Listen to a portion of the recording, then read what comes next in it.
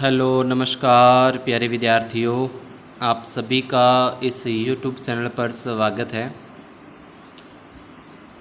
अपने कक्षा 10 विषय गणित के अंदर आज प्रश्नावली तीसरी को स्टार्ट करते हैं, जो कि है दो चरों वाले रैखिक समीकरण के युग्मों के हल हैं। इससे पहले अपने न्यू सिलेबस 2023-24 के अनुसार प्रश्नावली पहली और दूसरी पूरी कर चुके हैं। आज के इस क्लास के अंदर तीसरी प्रश्नावली यानी कि 3.1 को अपने पूरा करेंगे। तो सबसे पहले अपने को दो चरों वाले रैखिक समीकरण का व्यापक रूप ध्यान में रखना है। तो यहाँ पे आप देख रहे हो a1x plus b1y plus c1 बराबर 0, a2x plus b2y plus c2 बराबर 0। ये दो चरों वाले रैखिक समीकरण युग्म का व्यापक रूप है।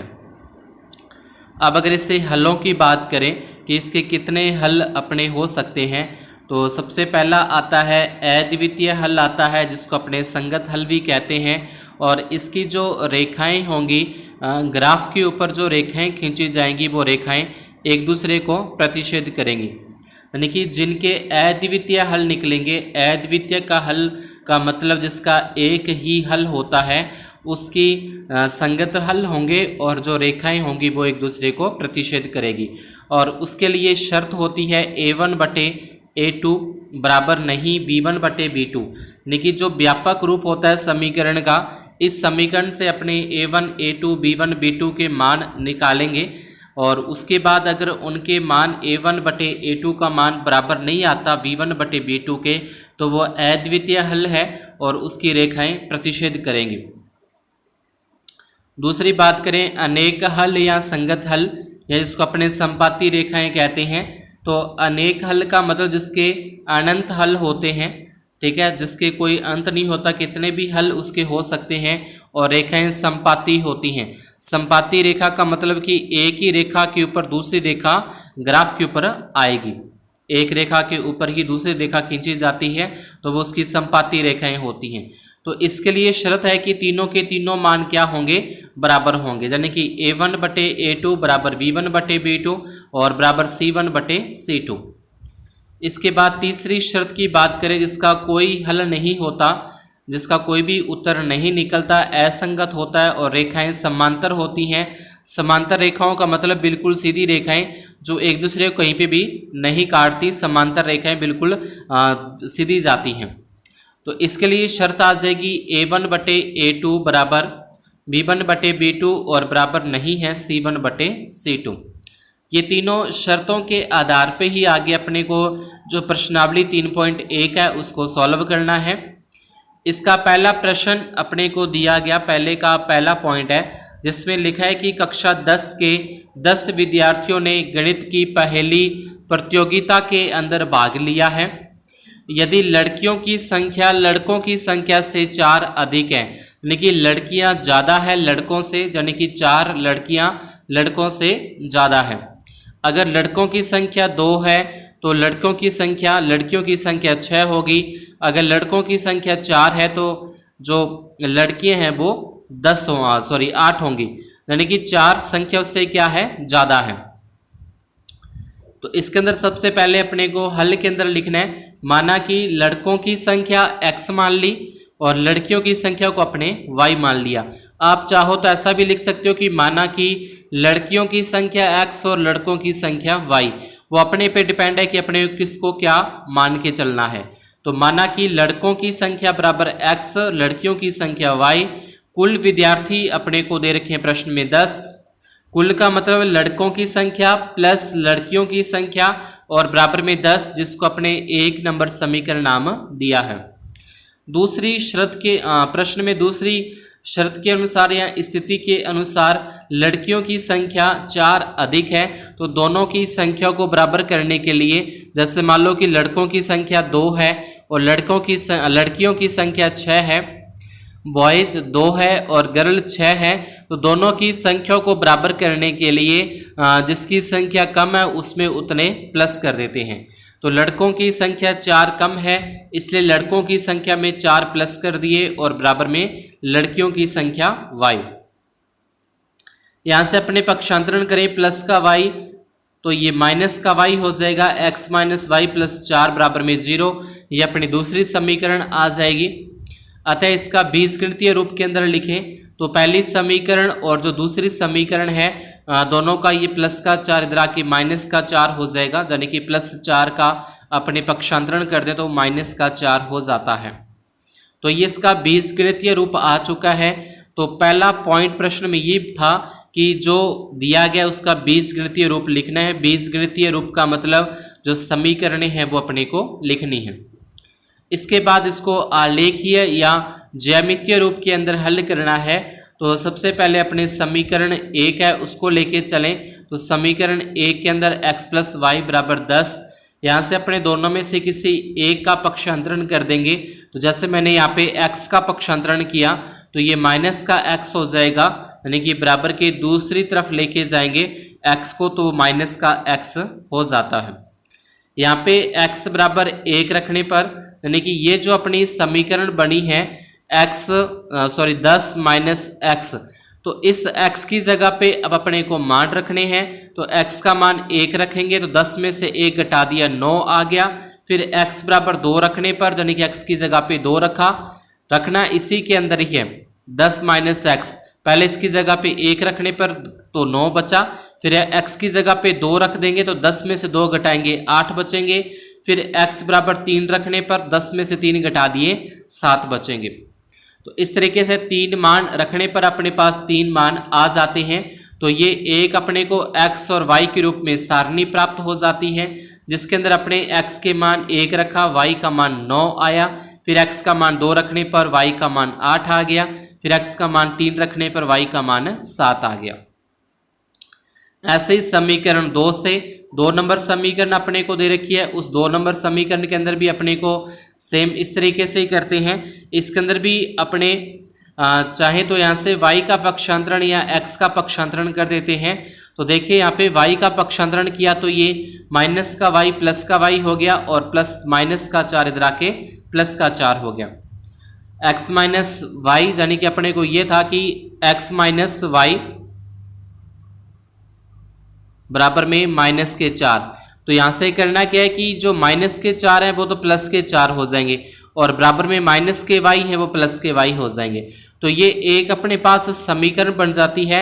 अब इसमें x का मान 1 रखने पर, 2 रखने पर, 3 रखने पर जो भी x का मान रखते जाएंगे वो 4 में जुड़ता जाएगा, यानी कि 4 में 1 जोड़ेंगे 5 आ जाएगा y का मान, फिर 4 में 2 जोड़ेंगे y का मान 6 आ जाएगा, फिर 4 में 3 जोड़ेंगे तो y का मान 7 आ जाएगा।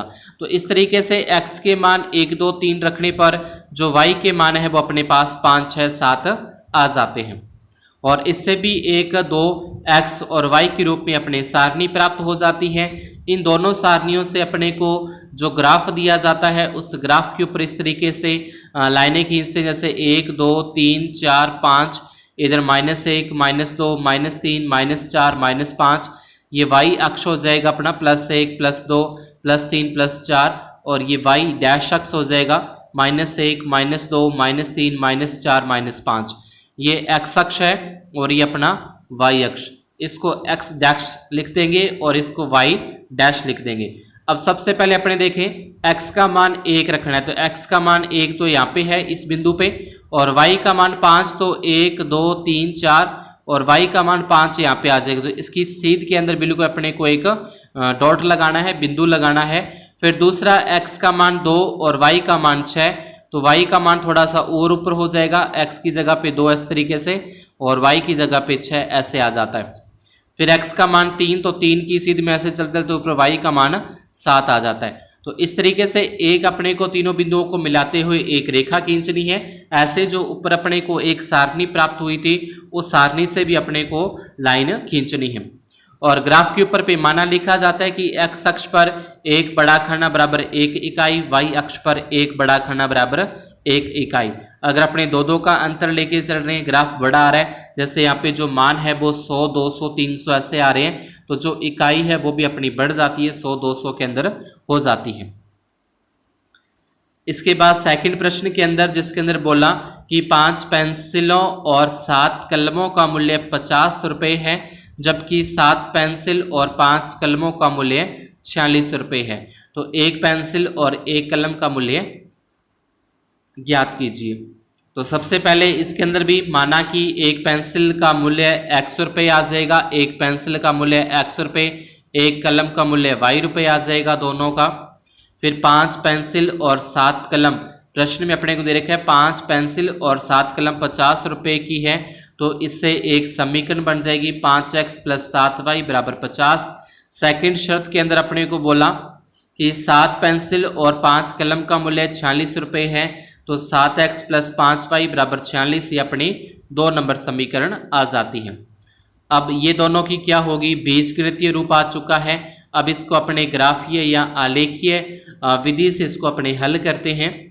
तो हल करने जैसे ऊपर का प्रश्न अपने हल किया, सेम वही तरीका है, सेम वही प्रोसेस। पहले समीकरण 1 से 1 नंबर समीकरण दे रखी है 5x + 7y = 50। दोनों में से किसी एक का अपने को पक्षांतरण करना है। आप चाहो तो 5x का पक्षांतरण कर सकते हैं, आप चाहें तो 7y का पक्षांतरण यहाँ से कर सकते हैं। तो 7y का पक्षांतरण किया, माइनस के 7y हो गए, ये 5 गुना वाले इसके भाग में आ जाएंगे, यानी कि 50 - 7y और बटे में 5। अब इसके अंदर y की जगह पे, ये जो y है इस y की जगह पे कोई भी 3 मान अपने को रखने हैं। जैसे पहले y = 0 रखने पर, तो ये जो y था y की जगह पे, यहाँ पे अपने y था तो y की जगह पे क्या लगा दिया, 0 लगा दिया। 7 को 0 से गुणा करेंगे 0, और 50 में से 0 घटा देंगे तो 50 ही बचेगा। जैसे 50 - 0 और बटे में 5 है, तो 50 में 0 घटाया 50 बटे 5, 50 में 5 का भाग देंगे तो 10 आता है। ऐसे फिर सेकंड नंबर पे y = 10 रखने पर, यहाँ पे y की जगह पे अपने 10 रख दिया, जो यहाँ पे 10 y दे रखा है उस y की जगह पे 10। अब 50 10 70 हो जाएंगे, 50 में 70 माइनस किए तो माइनस के 20 बचे, 5 का भाग देंगे तो माइनस के 4 आ जाते हैं। फिर y = 5 रखने पर y का मान यहाँ पे 5 रखा, 10 7 5 35 होते हैं, 50 में से 35 घटाए 15, 15 में 5 का भाग देंगे तो अपने पास इसका जो उत्तर है वो 3 आ जाता है। तो इस तरीके से 3 मान अपने को x y के निकालने हैं और उसकी एक सारणी के रूप में रख देने हैं। ऐसे ही फिर समीकरण नंबर 2 को हल करना है, सेम उसी तरीके से। पहले दोनों में से किसी एक का पक्षांतरण करें। जैसे यहाँ से y का पक्षांतरण किया तो माइनस का 5y, ये 7 गुना वाला इसके भाग में आ जाएगा। तो ये एक अपने पास समीकरण बन जाती है कि x = 46 - 5y बटे में 7। 46 - 5, इस y की जगह पे अपने कोई भी अलग अलग मान रखते जाने हैं। जैसे y का मान 5 रखने पर, 7 रखने पर, 10 रखने पर, 12 रखने पर, 15 रखने पर, कोई भी मान इसके अंदर आप रख सकते हो। उसको सॉल्व करने के बाद एक पूर्ण संख्या के रूप में अपने पास आ जाना चाहिए, क्योंकि पॉइंट के अंदर या दशमलव के अंदर अपने कोई मान निकलता है तो उसको ग्राफ पे शो करना थोड़ा सा मुश्किल होता है। इसलिए अगर पूर्ण संख्या के रूप में अपने पास उत्तर आता है x या y का, वो अपने लिए आसान रहता है ग्राफ पे दर्शाने के लिए। तो y का मान 5 रखने पर, तो ये अपनी समीकरण है, इसमें y की जगह पे क्या रख दिया, 5 रख दिया। 5 को इस 5 के साथ गुणा करेंगे 25, फिर 46 में से 25 घटा दिए 21, 21 में 7 का भाग देने पर 3 अपना x का उत्तर है वो आ जाता है। y का मान 12 रखने पर, तो इस y की जगह पे 12 रखा, तो 12 को 5 के साथ गुणा करेंगे 60, 46 में से 60 घटा दिए माइनस के 14, 14 में 7 का भाग देंगे तो माइनस के 2 अपना आ जाता है। y का मान माइनस के 2 रखेंगे, तो माइनस के 2 रखने पर 5 को 2 के साथ गुणा होगा 10, और ये माइनस और माइनस से गुणा करेंगे तो ये प्लस का 10 हो जाता है। 40 में 10 प्लस कर देंगे 56, फिर 56 में 7 का भाग देंगे तो 8 आ जाता है। तो इस तरीके से दूसरी सारणी प्राप्त हो जाती है, जिसको बाद में अपने ग्राफ के ऊपर इसको शो करना होता है। इसके बाद सेकंड प्रश्न के अंदर इसमें बोला है कि अनुपातों a1 बटे a2, b1 बटे b2, c1 बटे c2 की तुलना कर ज्ञात कीजिए कि ये जो इसके जो हल हैं वो किस तरीके के हल हैं।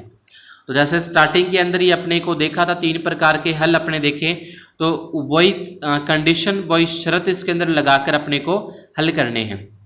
तो पहला अपने को दे रखा है यहाँ पे 1 नंबर समीकरण 5x माइनस 4y प्लस 8 बराबर में 0, 7x प्लस 6y माइनस 9 बराबर में 0। इनकी तुलना जो अपने व्यापक रूप है समीकरण का a1x प्लस b1y और प्लस c1 के साथ करते हैं। तो अगर a1x की तुलना इसके साथ की जाए तो यहाँ से a का मान यानी कि a1 का मान 5 आता है, v1 का मान -4 आता है और c1 का मान है वो 8 आता है। इसी तरीके से दूसरी समीकरण a2x प्लस v2y और प्लस c2 इसकी तुलना करें तो a2 का मान यहाँ से 7 आ जाएगा, v2 का मान 6 आ जाएगा और c2 का मान -9 आते हैं। ये मान अनुपातों की जो तुलना अपने की है उनके अंदर अपने रखते हैं, यानी कि a1 की जगह a1 का मान बटे में a2 का मान, b1 बटे में b2 का मान, c1 बटे में c2 का मान। अब अगर तीनों मानों को देखें तो ये तीनों ही मान क्या हैं, अलग अलग हैं। तीनों में से कोई भी एक दूसरे के साथ मैच नहीं हो रहा, तो इसका क्या आ जाएगा, एक बिंदु पे प्रतिषेध करती है या इसको कह सकते हैं कि अद्वितीय हल है। तो ये कंडीशन इसके अंदर बनती है, तीनों बराबर नहीं है तो एक बिंदु पर क्या करेंगी, प्रतिषेध करती हैं, या यूँ लिख सकते हैं कि इसके जो हल हैं वो अद्वितीय हल हैं। इसी प्रकार से फिर सेकंड पॉइंट के अंदर अपने को सेम जैसे ऊपर किया, समीकरणों की तुलना a1x plus b1y plus c1 तथा a2x plus b2y plus c2 से करने पर तो इसके जो मान आ जाएंगे अपने पास, एक नंबर समीकरण से a1 का मान, ये b1 का मान, ये c1 का मान, फिर दूसरे समीकरण से a2 का मान, b2 का मान और c2 का मान, यानी कि xy को छोड़ के बाकी जो है वो सारे a1, a2, b1, b2 के मान यहाँ पे आते हैं। तो ये दोनों के दोनों अपने लिख दिए हैं। इसके बाद जो अनुपात है वो अनुपात लिखे a1 बटे a2, b1 बटे b2, c1 बटे c2। इसमें a1 का मान 9, a2 का मान 18, b1 का मान 3, b2 का मान 6, c1 का मान 12, c2 का मान 24। 9 के पाड़े से काटे, 9 एकम 9, 9 दूनी 18, 3 एकम 3, 3 दूनी 6, 12 एकम 12, 12 दूना 24। तो ये तीनों ही मान क्या आ रहे हैं, बराबर आ रहे हैं, एक जैसे आ रहे हैं। तो दी गई समीकरण युग्म क्या होंगी, इसकी रेखाएं, समीकरण युग्म की रेखाएं संपाती हैं। किस तरीके की हैं, संपाती हैं। सेम प्रोसेस, सेम विधि से अपने को तीसरे पॉइंट के अंदर भी इसी तरीके से करना है। a1, a2, b1, b2, c1, c2 के मान निकालने हैं, उसके बाद उसको अनुपात में रखना है। अनुपात में रखने पर 6 में 3 का भाग दें, यानी कि इसमें आ जाएगा 3/1, फिर माइनस से माइनस कट जाएगा 3/1, 10 और 9 किसी से नहीं कटता तो ये 10/9 का वैसे ही आ जाएगा। देखिए ये दोनों बराबर आते हैं लेकिन ये दोनों बराबर नहीं आता, तो दी गई समीकरण युग्म एक दूसरे के समांतर होंगे। युग्म रेखाएं क्या होंगी, एक दूसरे के समांतर होंगी। तो इस तरीके से ही अपने को सवाल जो रेखाओं की अपने को प्रकृति पूछी है, तो पहले सवाल के अंदर प्रतिषेध थी, दूसरे सवाल के अंदर संपाती और तीसरे सवाल के अंदर समांतर। सेम इसी तरीके से अपने को तीसरे प्रश्न के अंदर करना है कि युग्म के जो हल है वो संगत या असंगत अपने को बताने हैं। तो सेम वही तरीका जैसे ऊपर अपने सवाल कर चुके हैं, इसकी तुलना पहले a1x v1y c1 से करेंगे और a2x v2y और प्लस c2 से करने पर a1 b1 c1 के मान, तो ये जो पहली समीकरण है इसमें a1 का मान आ जाएगा 3, b1 का मान यहाँ से आ जाएगा 2, c1 का मान यहाँ से आ जाएगा 5, फिर a2 का मान यहाँ से आ जाएगा 2, b2 का मान -3 और c2 का मान आ जाएगा 7। ये मान इस जगह पे अपने को इस तरीके से लिख देने हैं। उसके बाद ये अनुपात a1 बटे a2, b1 बटे b2, c1 बटे c2, इसमें a1 और a2 के मान अपने यहाँ पे रख देंगे। जो जो अपने निकाले हैं वो मान एक दूसरे की जगह पे रख के, अगर ये तीनों बराबर नहीं आते, यानी कि अपने स्थिति देखी कि ये तीनों के तीनों क्या हैं, समान नहीं आ रहे, बराबर नहीं आ रहे, तो इसके जो हल होंगे वो क्या होंगे, संगत हल होंगे। ऐसे ही तीसरे पॉइंट के अंदर इसका दूसरा पॉइंट आप खुद सॉल्व कर सकते हैं। तीसरे पॉइंट के अंदर अपने को भिन्न के रूप में जब दे रखा हो तो यहाँ से a1 का मान 3/2, b1 का मान 5/3, c1 का मान 7, a2 का मान 9, b2 का मान -10, c2 का मान है 14। तो ये सारे के सारे मान अपने यहाँ पे लिख दिए हैं। इसके बाद जो अनुपात है उन अनुपातों के अंदर अपने इसके मान रख देंगे। A1 की जगह A1 का मान बटे में B2 का मान, A2 का मान, फिर B1 का मान और बटे में B2 का मान, फिर C1 का मान और बटे में C2 का मान। अब ये जो 2 है 2 इसके बटे में आ जाएगा, 3 भी इसके बटे में आ जाएगा, तो ये गुणा में लग जाते हैं। तो 3 बटे में 18, फिर 5 बटे में ये 10, ये 30 हो जाएंगे, 7 बटे में 14। 3 के पाड़े से काटें, 3 एकम 3, 3 छेक 18, 5 एकम 5, 5 छेक 30 और 7 एकम 7, 7 दूनी 14। लेकिन ये दोनों बराबर हैं, ये तीसरा इसका बराबर नहीं आ रहा। तो जब 2 कंडीशन बराबर हो, तीसरी बराबर नहीं है, इसमें माइनस आ रहा है, तो ये भी क्या हो जाएगा, बराबर नहीं होगा। तीनों ही बराबर नहीं है क्योंकि इसके अंदर यहाँ पे माइनस लगा हुआ है। तो तीनों बराबर नहीं है, तो ये रेखा एक दूसरे के प्रतिच्छेद करेंगी, या यूं कह सकते हैं कि इसके जो हल हैं वो संगत हल होंगे। बाकी के बचे हुए सवाल तीसरे पॉइंट के आप खुद करने हैं। ऐसे फिर चौथे प्रश्न के अंदर अपने को युग्म संगत है या असंगत, यदि संगत है तो उनके हल आलेखीय विधि से अपने को हल करने हैं। तो पहले इसके हल अपने देखेंगे कि हल इसके संगत है कि नहीं है। तो संगत या असंगत जैसे अपने तीसरे प्रश्न के अंदर किया, सेम उस तरीके से इसके अंदर भी अपने को संगत या असंगत हल अपने को निकालने हैं। तो पहले समीकरण की तुलना, जो व्यापक समीकरण है a1x plus v1y plus c1 बराबर 0, a2x plus v2y plus c2 बराबर 0 से करने पर यहाँ पे कुछ भी नहीं है, तो a का मान 1, b1 का मान 1 और c1 का मान माइनस का 5, a2 का मान 2, b2 का मान 2 और c2 का मान माइनस के 10। तो ये मान जो भी आते हैं वो इस तरीके से अपने को लिखने हैं। उसके बाद जो अनुपात है उन अनुपातों को लिख देंगे, a1 बटे a2, b1 बटे b2, c1 बटे c2। इसमें a1 का मान बटे में a2 का मान, b1 का मान बटे में b2 का मान, c1 का मान और बटे में c2 का मान। माइनस से माइनस कट जाएगा, 5 एकम 5 और 5 दूने 10, यानी कि तीनों क्या हो रहे हैं, बराबर आ रहे हैं। तीनों ही 1/2, 1/2, 1/2, यानी कि तीनों क्या है, बराबर है। अतः रेखिक समीकरण युग्म द्वारा निरूपित रेखाएं संपाती होंगी। रेखिक युग्म के हल क्या है, संगत हल है। अब संगत है तो इसको आगे आलेखीय विधि से, इसको आगे ग्राफीय विधि से अपने को हल कर देना है। तो उसको अपने इस तरीके, जैसे पीछे पहले सवाल के अंदर अपने ग्राफीय विधि जहाँ आलेखीय विधि किया, सेम उस तरीके से ही इन सवालों को भी हल करना है। तो सबसे पहले -5 को इधर लेके आए, प्लस का 5, प्लस का y लेके आए तो ये माइनस का y। तो यहाँ पे अपने को y के 3 मान इस तरीके से रख देंगे। y के 3 मान अलग अलग रखने पर x के 3 मान अलग अलग आ जाते हैं। इसी प्रकार से फिर दूसरी समीकरण के अंदर इसमें 2 का भाग जा रहा है, इसमें 2 का भाग, इसमें 2 का भाग देने पर ये अपना 2 का भाग जाने की 2 यहाँ से कॉमन निकाल देंगे, तो x प्लस वाई, 10 में 2 का भाग दिया 5 बराबर में 0। ये जो 2 है वो 0 के बटे में चला जाएगा, 0 में 2 का भाग देने पे 0 आता है। फिर प्लस माइनस का 5 है, प्लस का 5 हो जाएगा, और प्लस का y है वो माइनस का y। यानी कि इस तरीके से समीकरण अपने पास x प्लस वाई -5 बराबर में 0, तो x बराबर माइनस का 5 है, प्लस का 5 हो जाएगा, और y प्लस का है वो माइनस का।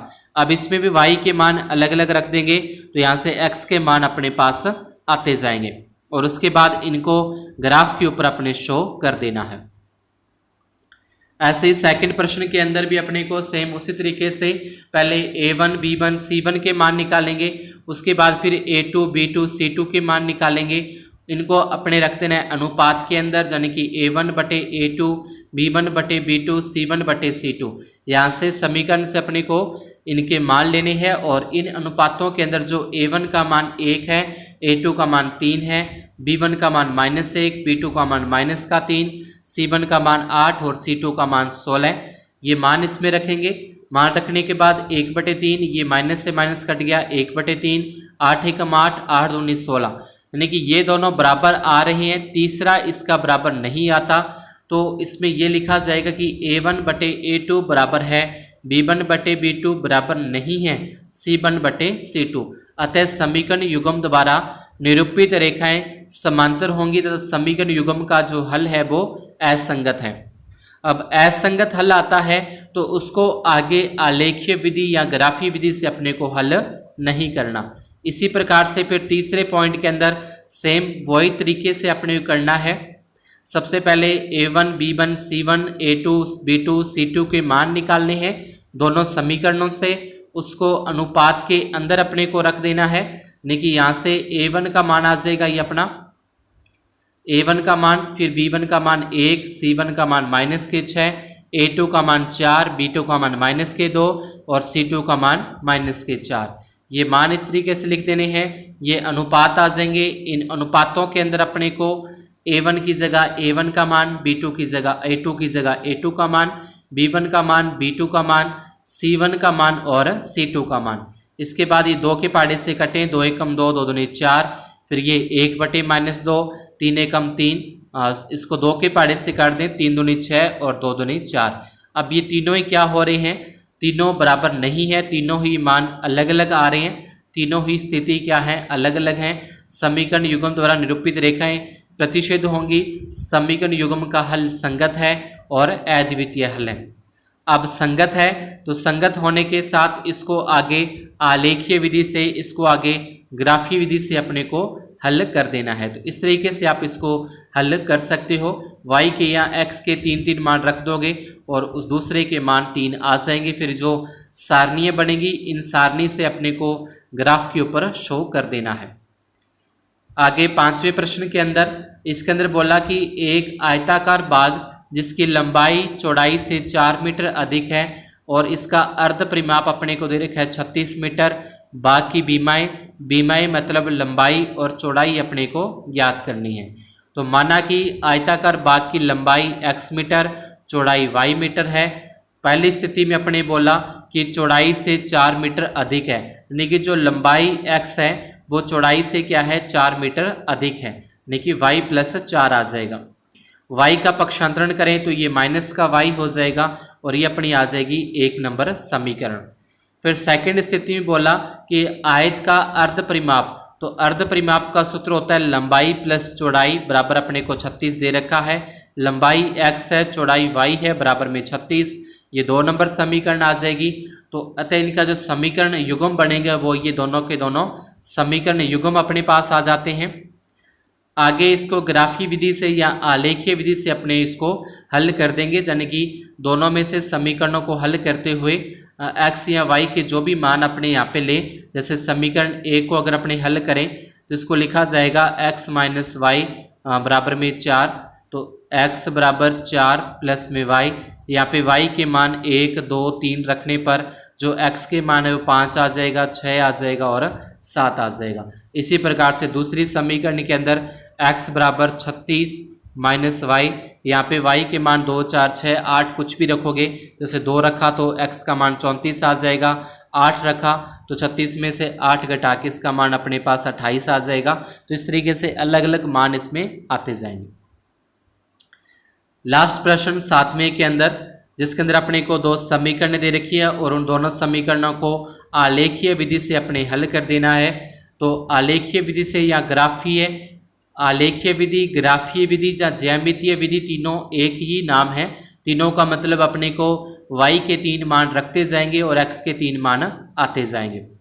तो सबसे पहले ये 1 नंबर समीकरण यहाँ पे लिखी, x - y + 1 बराबर 0।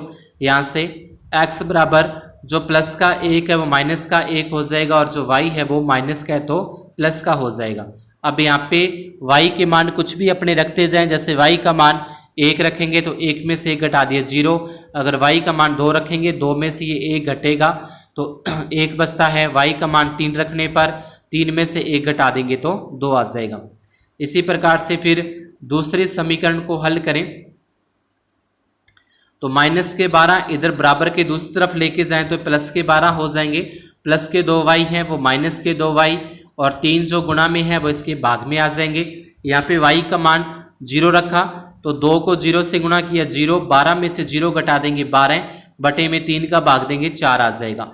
इसी प्रकार से y का मान 3 रखने पर, तो y का मान 3 रखेंगे, 3 से गुणा करने पर 6 होता है, 12 में से 6 घटा देंगे 6 बचे, 3 का भाग देके 2 आ जाएगा। फिर y का मान 6 रखने पर y का मान यहाँ पे 6 रख दिया, 6 को 2 से गुणा कर देंगे 12, 12 में से 12 घटाए 0, 0 में 3 का भाग देंगे 0, तो इसकी एक सारणी बन जाएगी। उसके बाद इसको ग्राफ के ऊपर अपने शो कर देना है। तो ये थी अपनी प्रश्नावली 3.1 के सभी सवाल। अगर आपको सवाल समझ में आए हों तो वीडियो को लाइक जरूर करते जाएं, चैनल पर नए हो तो चैनल को सब्सक्राइब जरूर करें और बेल आइकन को ऑल पर सेट करके बेल आइकन को प्रेस करके ऑल पर सेट कर दें, ताकि जैसे ही नेक्स्ट वीडियो अपलोड होता है उसका नोटिफिकेशन आपको मिलता रहे। धन्यवाद, शुभ दिन।